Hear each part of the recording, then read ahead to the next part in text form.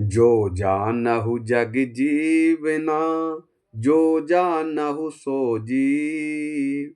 पानी पचावहु आपना, तो पानी मांगे न पीव। पानी पियावत क्या फिरो, घर घर साई रिवार।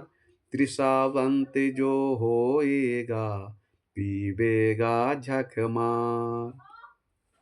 साहब बता रहे हैं कि यदि तुम अपने जीव या स्वरूप को तथा जीने की कला को जानते हो, तो वर्तमान की समस्त विषय वासनाओं को छोड़कर भविष्य में कभी भी सांसारिक वासनाओं का ग्रहण मत करना।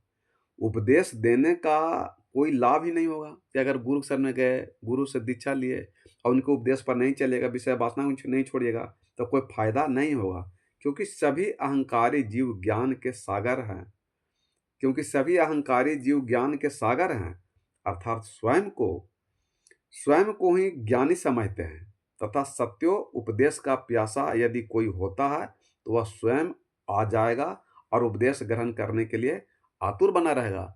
इसलिए साहब करें तो प्रवचन सत्संग क्या के लिए चल रहे हो, क्यों समझा रहे हो? किसी को सत्संग कर करके प्रवचन करने की जरूरत नहीं है। जिसको प्यास लगेगा वो पानी को तलाश करेगा। जिसको मोक्ष मुक्ति चाहिए वो गुरु को खोजेगा, वो परमात्मा को खोजेगा। इसलिए किसी को जबरदस्ती भजन भक्ति सत्संग करने की जरूरत नहीं है, किसी को समझाने की जरूरत नहीं है। उसको दुख दर्द पीड़ा होगा तो स्वयं आवेगा। इसलिए जो इसी बात को कहीं ना रामायण में कि जे जानहि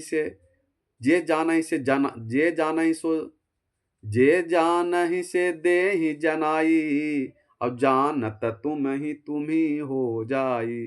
ये रामायण में कहते हैं कि जो जानेगा साक्षात परमात्मा को वही जना सकता है, और जो नहीं जानेगा तो फिर वो आपको क्या बतावेगा। इसलिए मने वेद शास्त्र की बात को बोलने से, मीठा मीठा बानी बोलने से, प्रवचन करने सुनाने से मनुष्य का जीव का कल्याण नहीं होगा, जब तक सार शब्द को नहीं पहचानेगा।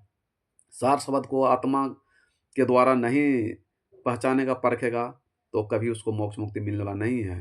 इसलिए तन थीर मन थीर बचन थीर सूरत निरत थीर होय, तो कहीं कबीर ते संत का तो बाल ना बाक्या हो। मन को, वचन को, शरीर को स्थिर कर लीजिए और आत्मा के सुरति के द्वारा, निरत कर द्वारा देख करके आत्मा में परमात्मा का शब्द सुन लेगा, तो फिर आपका जन्म मरण मोक्ष मुक्ति हो जाएगा। बस वही सदगुरु भेद बता देते हैं।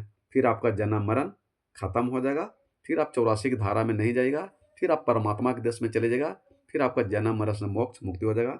ये सदगुरु कबीर साहब अपने खुद साखी में समझाते हैं लोगों को। संतों कबीर साहब के अपने बच्चों के लिए इसलिए कहने कहत कबीर सुनो भाई संतो या साधो। वो अपने बच्चे को ही समझाते हैं कि हमारी वाणी को समझो कि हम क्या बोल रहे हैं, नहीं बोल रहे हैं।